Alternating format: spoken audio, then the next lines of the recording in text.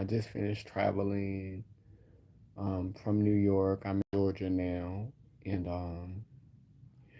as I be on these highways and byways, just connecting with loved ones, at every stop on the way, um, I am often thinking, a man and woman,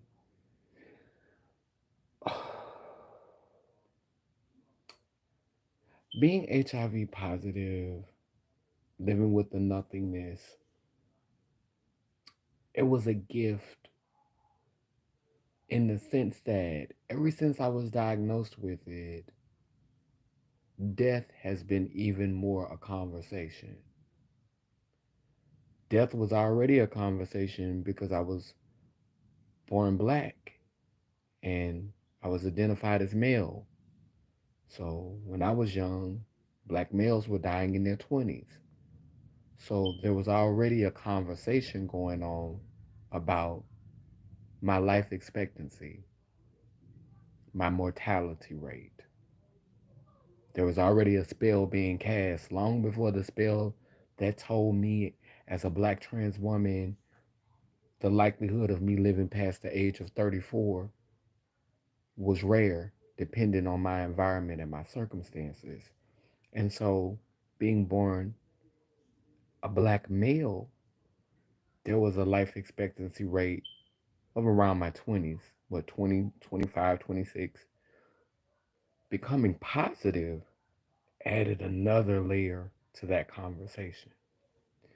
And so, because my mortality has always been a conversation, it called me to deal with it, to not be afraid of the conversation, to not shy away from conversations about death. So, I'm probably one of the beings that you'll encounter who is comfortable with talking about death.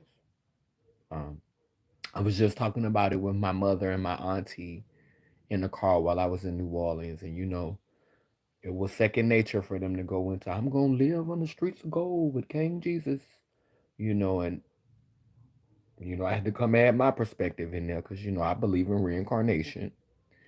And so my auntie said she wanted to be a dove. And my mama said that she wanted to be a pretty seashell under the water or a butterfly. And so it was an opportunity for us to start having a conversation about transition because death is a part of life. We can't have life without death.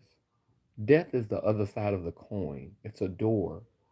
Our body is three parts water. And what does water do? Water transfers and transforms. We are living water bound in flesh. And once our mission is complete, that water is released back into the cosmos, back to source that water goes, that living water.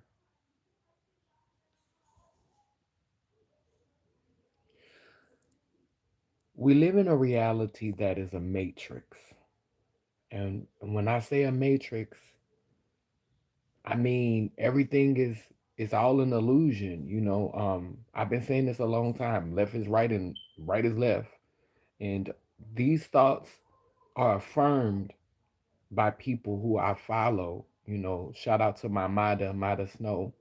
Her mother just transitioned, and she was telling me a beautiful story about that transition. But Mada has been. I'm trying not to get emotional, but if I do get emotional, I want y'all to understand that these are not sad tears. I'm not sad. I'm not hurt. Sometimes I get so happy because I think about how good my ancestors have been to me. And I think about how blessed I am. Even in spite of everything that I go through, I get full sometimes and I just start crying. So it's not a sad cry. So if I do get emotional and I start crying, it's not a sad cry, okay? But she's always shared wisdom with me and knowledge with me. And sometimes I can't handle it. Sometimes it'd be an overload because, I'd be like, okay, you're taking me too fast right now. But she's always shared wisdom with me that has helped me on this journey. And she introduced me to Seven Bomar, who has this page called Understanding. And he is such a profound and intelligent human being. I think she introduced me to Infinite Waters too. And I check him out from time to time. But this is the thing that I notice in this reality. And this is how I know that we are in some version of hell. Um, I don't care how much glitz and glamour it is. I don't care how nice the cars is, how much technology, I don't care how good people can make themselves look. I don't care how many glamours people throw. I don't care how entertaining it is. I don't care how beautiful everything looks. The reason why I know, like when we're watching the internet, the most majestic things about this reality are not man made. It's nature. Every time you get in the comment section of people talking about how beautiful something is, they're always talking about something that was created. It just happened. It was just, it was formed, it was forged over time. It's a wonder of the world. But you don't never see people in the comment section on anything that was made in the Matrix. You don't never see them in the comment section like going off talking about how majestic it is. The only time you see that is in spaces where people typically are not. Spaces that are still uninhabited by humans for the most part. Spaces that we visit, but we don't live because we're in the matrix. And see, multiple realms can exist on the same plane. That's what I think we miss. You you gotta travel outside of your time zone, travel out of your city, travel out of your state, travel out of your comfort zone so you can realize this. When I lived in South Africa for those 9 months, I honestly felt like I had went 50 years back in time. In certain parts, you feel like you went 50 years back in time. But you could travel 20 miles and you could be right. You like literally the way the people live is like right next door. People are, milking cows and washing clothes on hand and, using outhouses and don't have cell phones, and you get in a taxi and drive 20 miles up the road and people got cell phones, washer dryers. I mean, like it's like you just time traveled, literally. So it's not that far fetched that we can live in exist and in different realms. Society is the realm of ego. Ego rules society. The need for society is ego driven. So, all of these great philosophers and all these great teachers who are guiding society and who are using their voice to impact society, ego is going to slide in there, you know. And I know that I have a healthy size ego, you know. But the blessing for me is that my ego is tempered by a lot of things. My ego is tempered by being HIV positive. My ego is tempered by not being born with the sexual organs that I would have preferred to have. My ego is tempered by not having straight teeth in a reality that is very visual. And so there are things that I am constantly checking myself about, like not being born into a wealthy family. Like all of these things temper my ego. But for other people, it doesn't temper their ego because they slide into this delusion.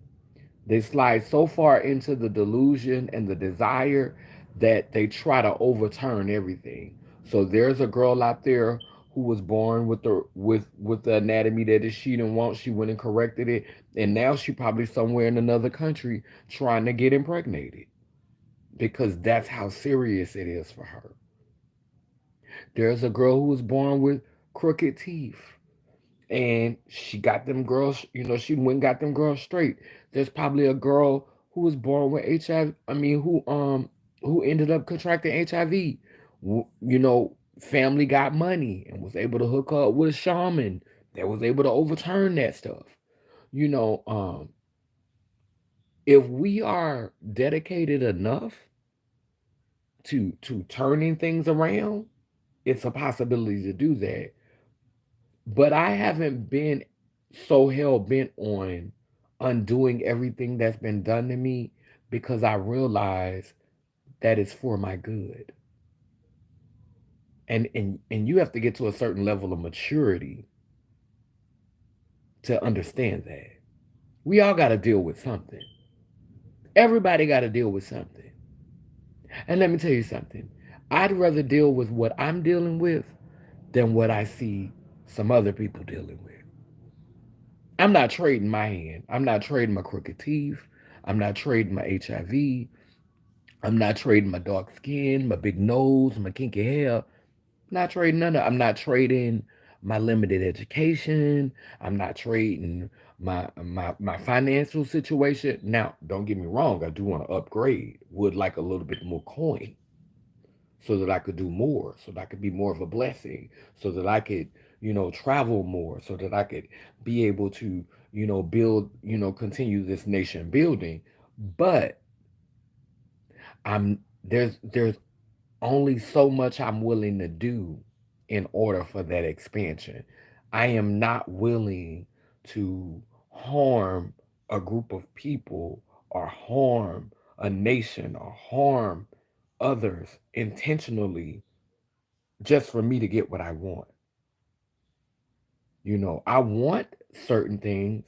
I would like straighter teeth, but I'm not finna go out there and rob no bank to get it.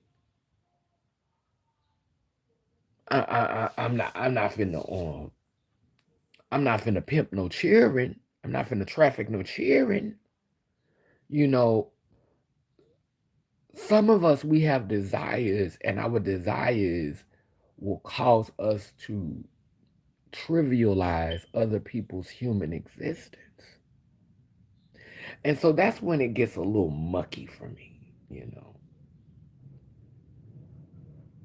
When I titled this video, Black Trans Women, Are You Breaking Curses or Are You Helping to Reinforce the Curse? The reason why I titled that video like that is because, I always say trans is my slave name. And so for the purpose of this video, I am identifying as a black trans woman because I want to speak to black trans women. When I first started doing this work, it was solely to uplift and empower black trans women. Um, you know, black feminine beings who felt excluded, who felt shunned by both our foremothers and our forefathers, who, our experience was demonized, it was fetishized, it was reduced in the eyes of the status quo. And for that, we weren't allowed at the table. But for a long time, we didn't have any reputation to uphold. We were free in that regard.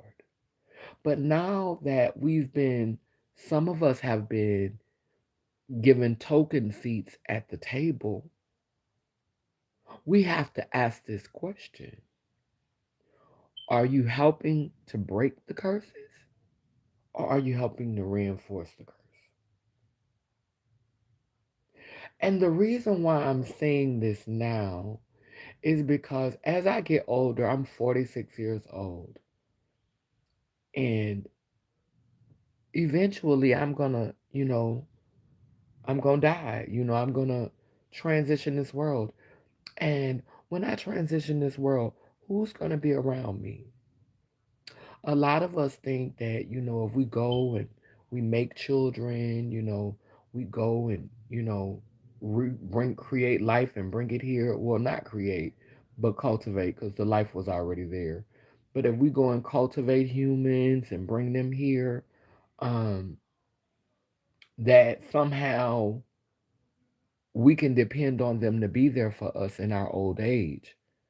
And that's not necessarily the case. I know mothers who had five and six children, and the children grew up and didn't come back to the funeral. So just because you go off and you adopt or you bring children here, it doesn't mean that they're going to show up for you in your old age. They may put you in a nursing home. And so when we talk about breaking curses, we talk about undoing this mindset that has caused us to be prideful, bitter, entitled, selfish, egotistical, narcissistic, and to the point to where we can't be around anybody. To the point to where we pushing everybody away because of our traumas and our past hurts and our pains, or because of how society has treated us, and because we feel like we have to be that bitch, that diva, because mainstream has fed us these false ideologies about what it means to be a powerful woman. You got to be a bad bitch. You got to take no prisoners. You got to be a boss. You got to be okay. How many people really want to be around their boss? When the boss gets sick, you ain't even got a power of attorney no more, boo. You was a boss, but your mental capacity done slipped. You ain't got power of attorney no more. You don't control your funds no more. Somebody else controlling your funds. So they ain't you ain't in charge of the checks no more. So if they were showing up for you because you was a boss, what reason is there for them to show up now?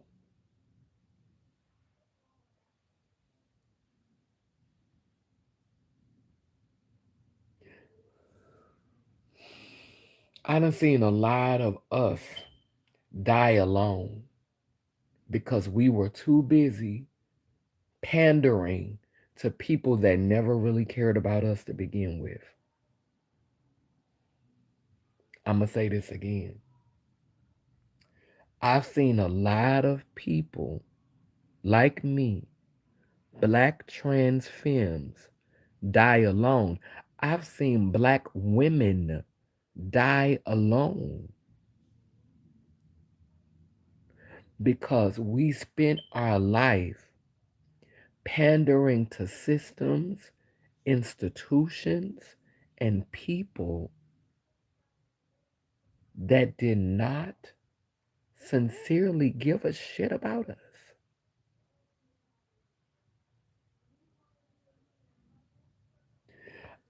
And this is a curse that I want to break. I'm working real hard on letting go all of that hurt, all of that doubt, all of that resentment, all of that anger, from the propaganda, from the ego, from all of these things that the world has tried to heap on me and has tried to leave at my doorstep so that I can't show up for my siblings, whether they're my chosen siblings or my biological siblings. I am working on letting that pain go. Because I look at my mother, I look at my biological mother, I look at people around me, I look at their families, and I look at how their parents are dying. I look at how our elders are being put in homes and how they're dying alone and how they're suffering and dying in hospitals. And how are we breaking that cycle if we can't let go of the hurt, if we can't find forgiveness, if we can't find compassion, how can we expect compassion to be shown to us? When I leave this world, when I transition this place, I want all type of people gathered around me. When my soul leaves my body, I want ancestors living and in the spirit world. I want ancestors in the physical plane and ancestors on the spiritual plane gathered around me. I do not want to go by myself. And I realize that the only way I can break that cycle, the only way I can change that is by doing this work of nation building, by doing this work of forgiving myself, by doing this work of healing so that I can create a space for others to heal and I will attract other healed beings.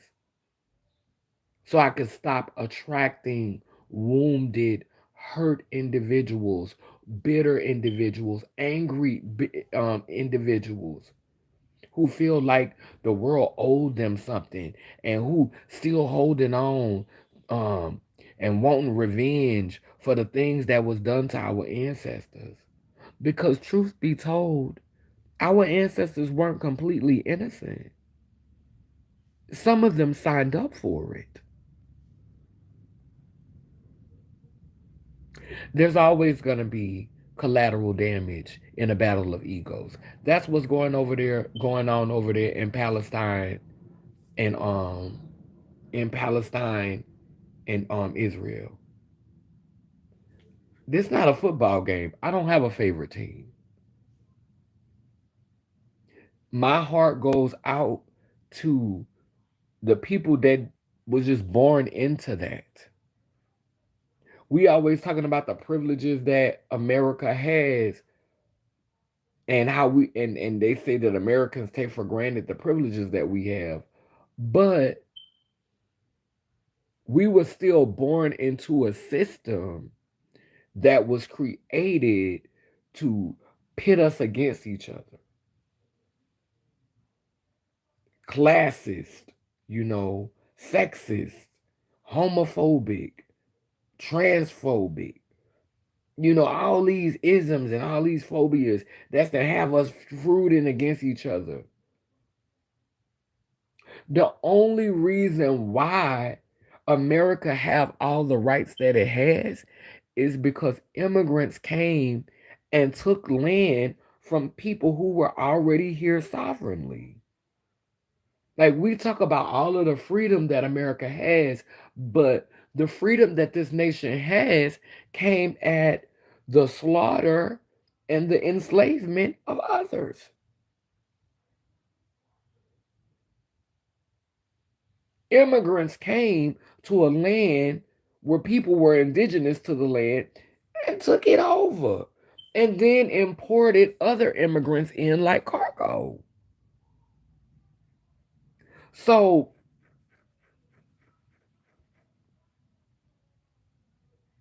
it's kind of a bittersweet thing when you think about it. It's like, okay, America got all of these freedoms, but at what cost?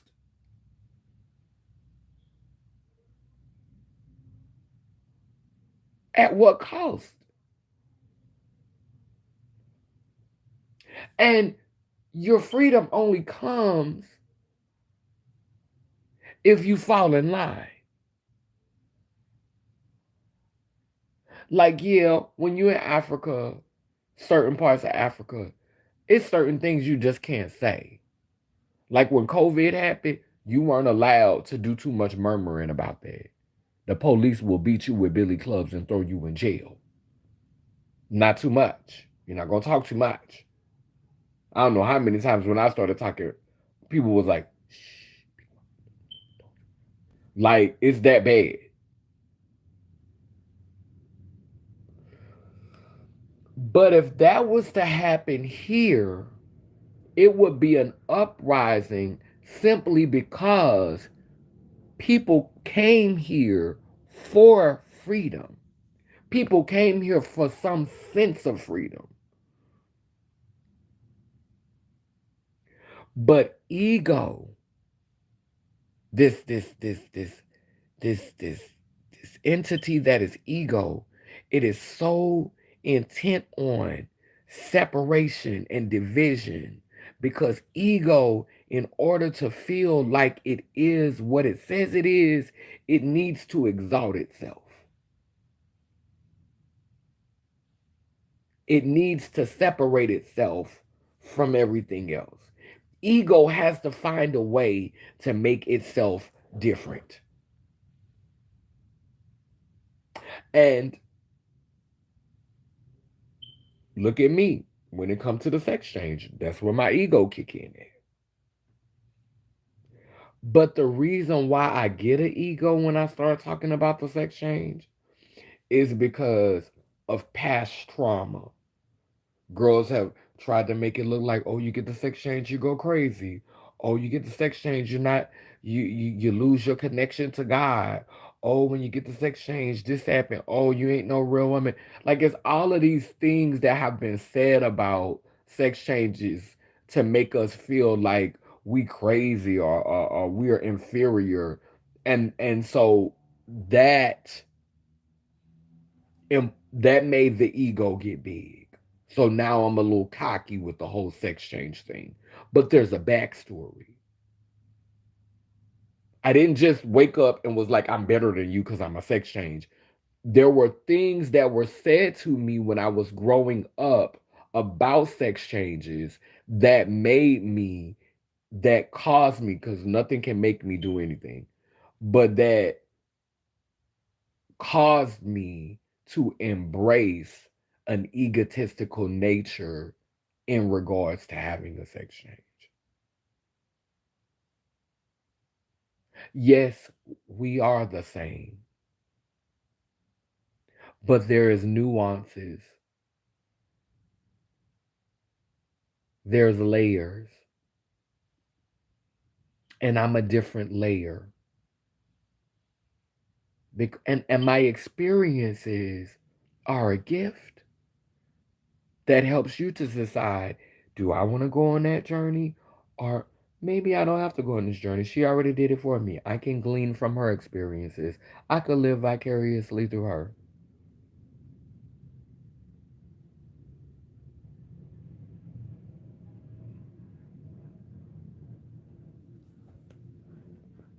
So I'm doing this work of healing, um, because I don't want to be, me and my daughter, we had a really rough time, since I am, no longer based in New York right now. I'm always there. I always manifest there. But for now, I'm taking a sabbatical from New York since the passing of my husband. Um, I can't, like, the city makes me really emotional, but I had to go there to, pay honor and respect to NITAG, Kiara St. James, who hosted a love rally there. So I attended her ball, Kiki for the Vote. I also attended the love rally, and I did that because it's important for me to show support to Kiara, to my sister Lynn, because they have, consistently showed up for me. Kiara was one of the ones, if anybody knows anything about New York, I think that every city in the country has the potential to be very cliquish and pick, who they know. They only want to, work with girls they know. And so I was not getting job opportunities. I was not getting gigs. Like the community was not letting me in, And luckily for me, I had support there. And amazingly enough, it was girls who was from the South. Octavia came from Georgia. She was housed there. Octavia opened her door to me, hosted me. let me get on my feet.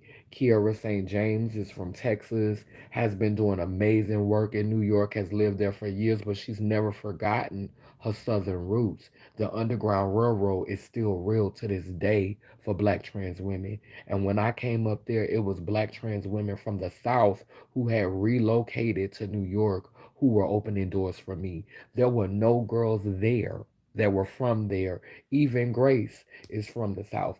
All the girls who were looking out for me when I was in New York, who really looked out for me, who really opened doors. And this the gag. It's girls living in New York who I have housed. It's girls living in New York I've looked out for. And while I was in New York, I couldn't count on them for shit. Not a bite to eat. But, you know, your gifts will always make room for you. And so I did the work and I got a job on my own merit in a city that's very cliquish, you know. But that's why I went up there I made sure that I went up there and I supported that love rally. And I went up there and I supported all of the things that was going on because I don't do this for clicks and likes. Y'all see, I don't be every time you if I shared everything that I did for community on my timeline, y'all would be like, damn, why she not getting paid more? I don't I don't publicize and promote what I do in community. I'll share a picture if someone asks me to. They'll be like, could you share this? Or, just to commemorate that I was there. But I don't constantly promote everything that I do in community because for me, I find it exploitive. I don't share everything that I do to help others behind the scenes because I don't want to look like I'm exploiting people. Now, at some point, I do have to share a little bit of what I'm doing because you can't get money from funders if you don't have any stories. Unfortunately, we don't live in a society where people could just take your word for it. That's unfortunate. We don't live in a society where people could just be like, why don't where funders come out and meet you and they say, oh, I've heard amazing things about you because gatekeepers not gonna let that happen, unfortunately. Where a funder will actually approach you and come up to you and be like, oh, I love your art. I see the amazing things that you're doing on your timeline and the stories that you're telling, and you're so authentic. I would love to bless you with some funding. That's not how it works. You gotta send pictures. You gotta show what y'all doing. You gotta be able to tell them some stories. You gotta give them some stories. So when I write for a grant, the stuff that I don't post on the internet, I may share with funders. But I don't put everything on my social media pages because I know how ignorant people are. Y'all'll be, oh, look, ain't nobody got no money. They all mooching. They big and look at them. That's sad. Why they ain't got this? No, y'all not about to do that to my sisters or my family or nobody in my community. I'm not gonna let y'all do that. So I help people all the time. I go broke trying to help people and be a blessing all the time. And I still never get so mad that I gotta jump on the internet and show y'all receipts. I don't have to show receipts. But I guarantee you, if somebody was to get in my Cash App, somebody was to get in my PayPal and open it up and scroll down, you'll know why I'm always broke. It ain't because I'm buying new clothes. It ain't because I'm buying new shoes. It ain't because I'm getting my hair fixed. It ain't because I'm getting my nails done. It ain't because I'm laid out on the beach.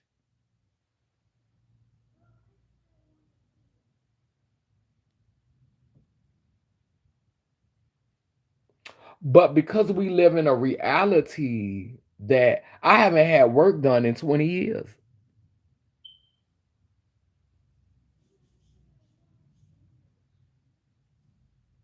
I don't get my eyebrows arched. I done got my toes done one time in 3 years.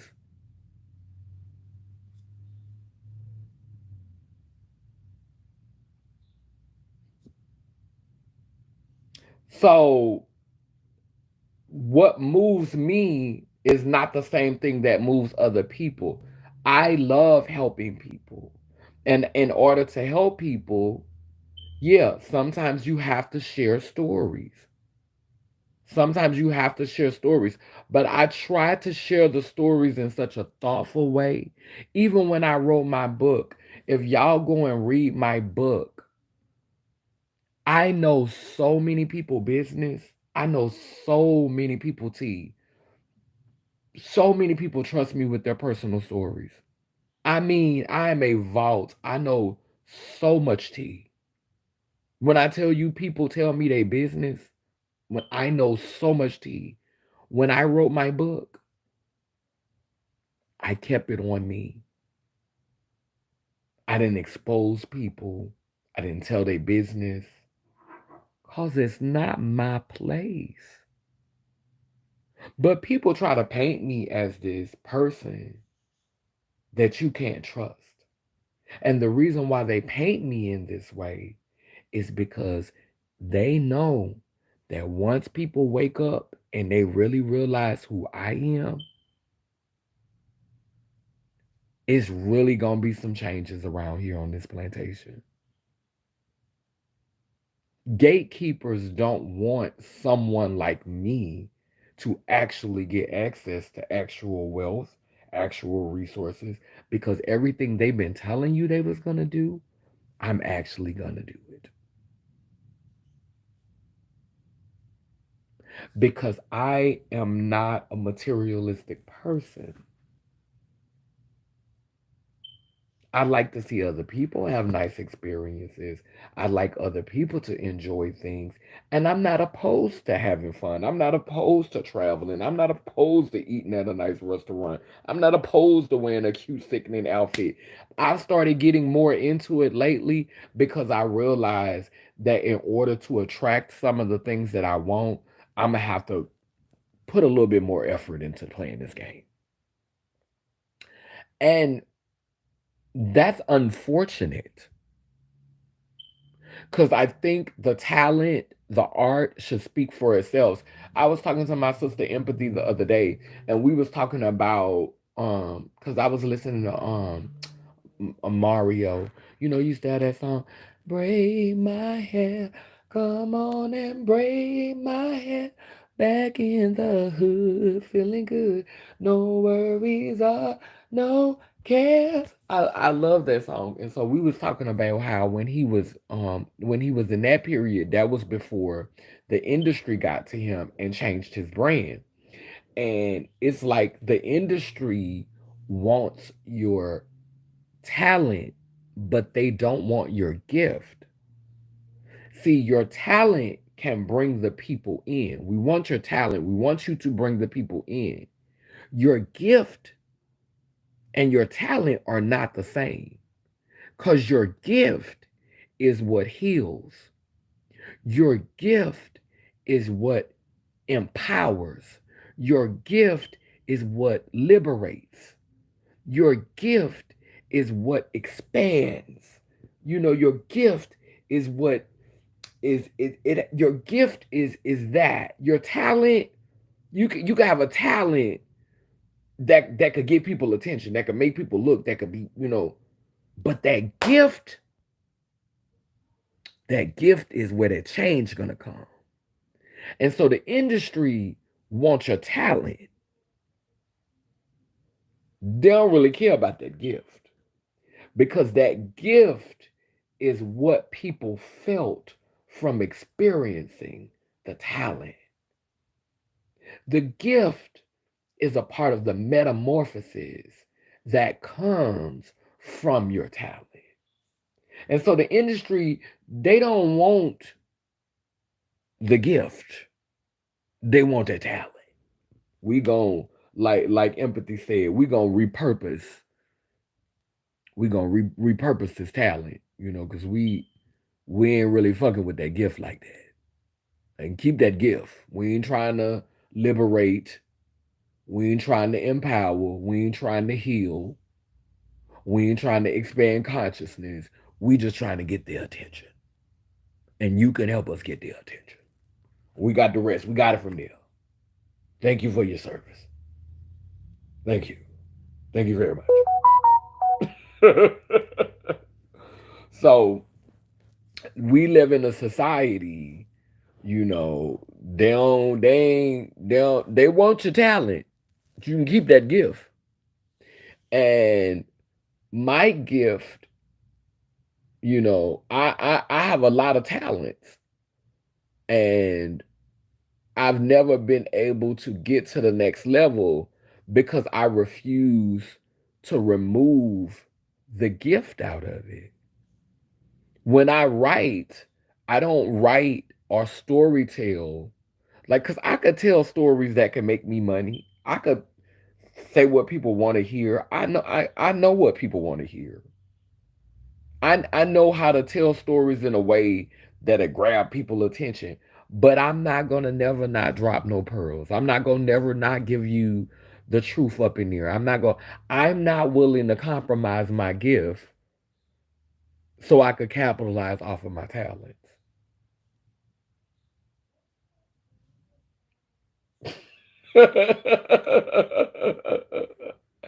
I'm not willing to remove my gift and just give y'all the talent.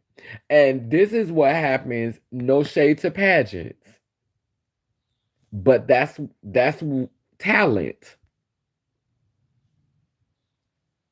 A lot of them talents we be seeing in them pageants be empty. It's you literally standing on the stage lip singing. Beat out your mind. Beat out your mind. Question and answer. Beat out your mind. But the response, it ain't have no conviction in it. We were not moved.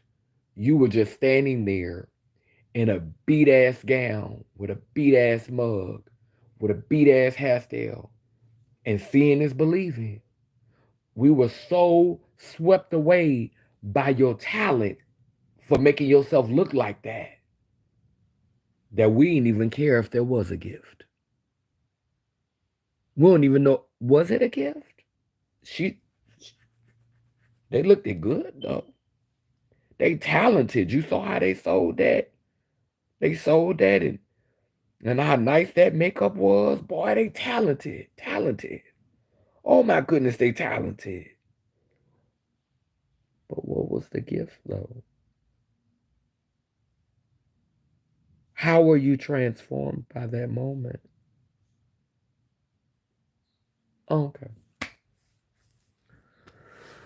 Yeah, so I done been on here 43 minutes, and yeah, I'm just pretty much like I'm healing from and that's why I never got into pageants. That's why I could never really get into ballroom. That's why I could never get into pageants, because they want the talent. They want the talent. They want to see you swirl and spin and kick and do death drops, and they want to see you walk, with precision, and they want to see you battle, and they want to see you come through and slay for body and mug and hair. And that's talented. But the gift is in how the experience transforms the beings who are experiencing it into something that has the potential to liberate, to heal, to inspire, to encourage, to bless. And I don't really feel that. Like, I get life. Like, I definitely get life. Definitely, have a little boost of energy, maybe even be feeling sexy. But I guess I just want a little bit more, or not, maybe not even more, just something different, you know. Um, because I don't see how that's gonna bring us together, you know. If anything is dividing us more, because now we out here arguing about what came first, the chicken or the egg. You hear black trans women out here talking about black women is stealing their looks and stealing stuff for them, but then the gay men saying that they the one who taught the women. So it's like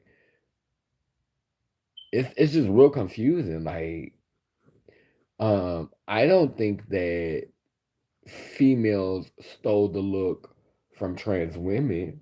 I think that um trans women got the look from white women in the 1920s, like Mae West, Raquel Welch, being, entities like that, and they took the look and they ran with it, and black women had been, black females had been trying not to succumb to it, but they was like, hey, this is the way the industry going. Either you gonna step up or get stepped on. So, but I think that um an exaggerated look makes sense, for lights, camera, action.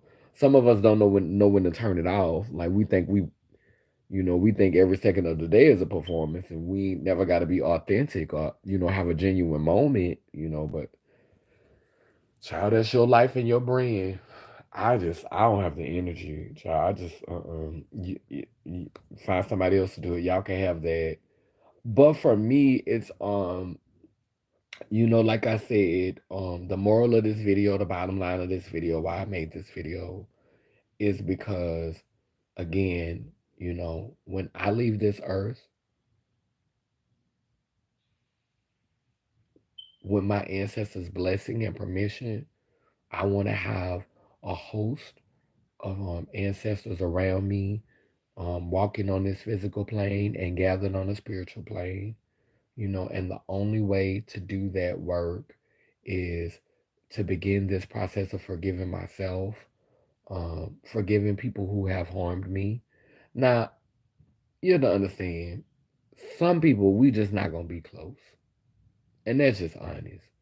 You can't force a square into a round circle. You know, some of us just not meant to be close, and I'm okay with that. And some of us who I've been super close with, we might have to engage with each other differently. Whereas maybe I saw you 5 and 6 times a year, or 6 or 7 times a year. Maybe I only see you twice a year. Where maybe I stay with you for a month. Maybe I only stay for a week. Maybe 3 days. So we got to adjust and recalibrate some relationships. Don't mean that we can't be in each other's lives. It just means that we have to understand that everything has seasons. Planets are constantly in orbit, changing positions. And so we just have to find our groove. But I definitely am not out here trying to make enemies. You know, I definitely think war is coming here. America got its hands in too much stuff, and eventually, the chicken's gonna come to roost. And so we need to be building alliances. The wealthy, they are already all right. So, um, and don't think that you gonna be new money, because if you working to get money so you can be accepted amongst them, you still new money. Remember that. So The first person to get through up under the bus will probably be you. So the wisdom that I can give you is work on strengthening the bonds amongst those who you have in your life right now. Heal yourself, work on yourself. And as I'm saying this to y'all, I'm saying this to myself. This is not just me talking at you. This is me talking. I'm literally looking in the mirror. Like I see myself saying this. So I'm looking in the mirror saying this. Heal your relationships with those around you, because we never know who house we gonna need to run up in. We never know who we gonna need on the Underground Railroad. And don't do it out of strategy. Do it out of authenticity and genuineness. Heal yourself so you can be healing for others. Take some time every day to meditate and breathe. I'm going to do YouTube videos from time to time over the next 2 months, but I am going to be fasting from sharing like pictures, like posting pictures and stuff. Um, I'm working on some visuals for It's Not About Christmas. And I love that song because it speaks so much to the times that we're in right now. And Natasha was like, we need visuals for the song. So I'm getting ready to release You Can't Define My Pussy.